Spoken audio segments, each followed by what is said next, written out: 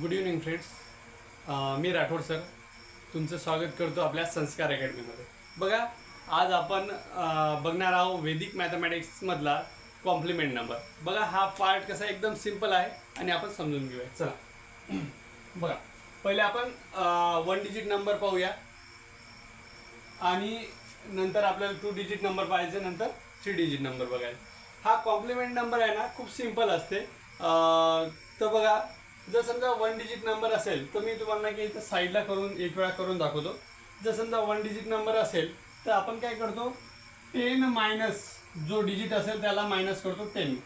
म्हणजे सपोज इथे जर 9 असेल तर मग आपण 10 मायनस 9 करतो, म्हणजे किती उरले आपले 1. म्हणजे हा झाला त्याचा कॉम्प्लिमेंट नंबर. कशाचा? तर 9चा.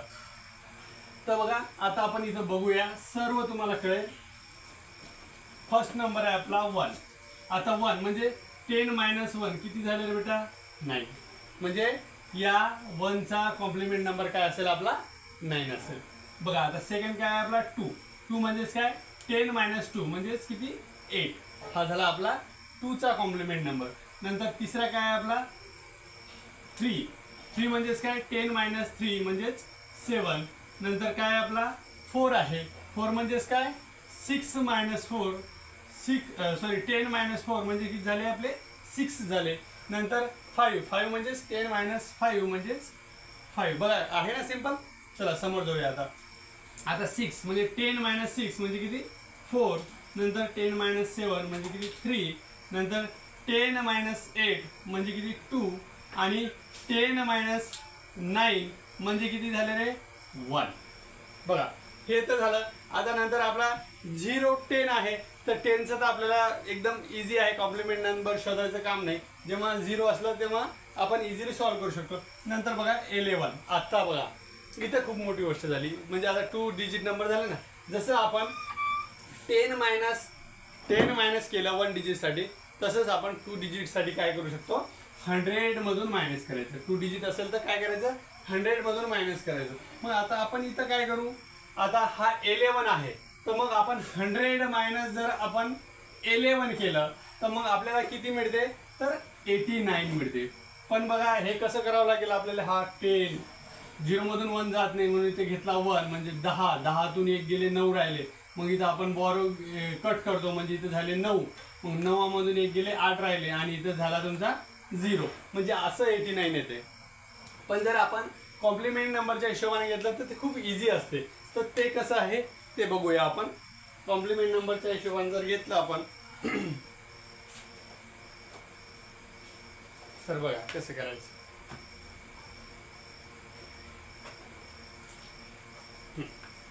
तर कॉम्प्लिमेंट मध्ये काय करतो आपण? जेव्हा आपल्याला सबट्रॅक्शन करायचं असते तर आपण पहिले 10 मधून मायनस करतो आणि नंतर 9 मधून मायनस करतो. जसं आता बघा, आपण एक 11चं मायनस करायचं आपल्याला, तो आपण काय केलं? इथं 10 घेतलं आणि इथं 9 घेतलं. याच्यामधून आपल्याला मायनस करायचं होतं 11. म्हणजेच बघा, 10 मधून 1 गेला, किती राहिले रे? 9. आणि मग इथं पण 1 घ्यायचं 11चा. 9 मायनस 1 गेले 8. बघा, पहिले पण आपला 89 आला होता. बघा, आता इकडे काय केलं आपण? हा इथं घेऊ आपण. आता 10 मायनस 9, 10 मायनस 1 झाले 9 आणि 9 मायनस 1 म्हणजे झाले आपले 8. आहे ना इझी. मग आता 12 आहे, तर 12 साठी काय करणार आहे तुम्ही? हे इथं 10 आणि हा 9. मग 12 मायनस करताना आपण काय करू? हा 10 मायनस 2 म्हणजे 8 आणि 9 मायनस 1 म्हणजेच 8. म्हणजे आपला इथं आन्सर काय येईल? 88. बघा, इथं जर तुम्ही कॅल्क्युलेट केलं तुमच्या लक्षात येईल. 8 आणि 2 झाले 10, 10चा 0 आणि 1 कॅरी. 8 आणि 1 9 आणि 1 10 म्हणजे 100 येतोय. आहे ना इझी. मग चला आता समोर बघूया. आता याचा कॉम्प्लिमेंट नंबर काय करसान? 10 मायनस 3 म्हणजेच 7. 9 मायनस 1 म्हणजेच 8. याचा कॉम्प्लिमेंट तर 26चं काय करसान? 10 मायनस 6 झाले 4 आणि 9 मायनस 2 म्हणजे झाले 7. हे झालं त्याचा कॉम्प्लिमेंट नंबर. नंतर 25चं काय करसान तुम्ही? 10 मायनस 5 म्हणजे 5 आणि 9 मायनस 2 म्हणजे 9 मायनस 2 म्हणजे किती? 7. म्हणजे हे झाले तुमचे 75. बघा, इथं कॅल्क्युलेशन करा. 75 प्लस 25 झाले 100. म्हणजे कॉम्प्लिमेंट नंबर काढताना जर 1 डिजिट नंबर असेल तर त्याची ॲडिशन यायला पाहिजे 10 आणि 2 डिजिट नंबर असेल तर त्याची ॲडिशन यायला पाहिजे 100. चला समोर बघूया. आता 56 आहे म्हणजे 10 - 6 झाला 4 आणि 9 - 5 झाला 4. नंतर इकडे 10 - 9 झाला 1 आणि 9 - 8 झाला 1. नंतर 10 - 8 झाले 2 आणि 9 - 2 झाले 7. इकडे 10 - 9 1, 9 - 9 0 म्हणजे 1 आला. बघा 99 आणि 100 आहे ना, सिंपल. चला समोर जाऊया.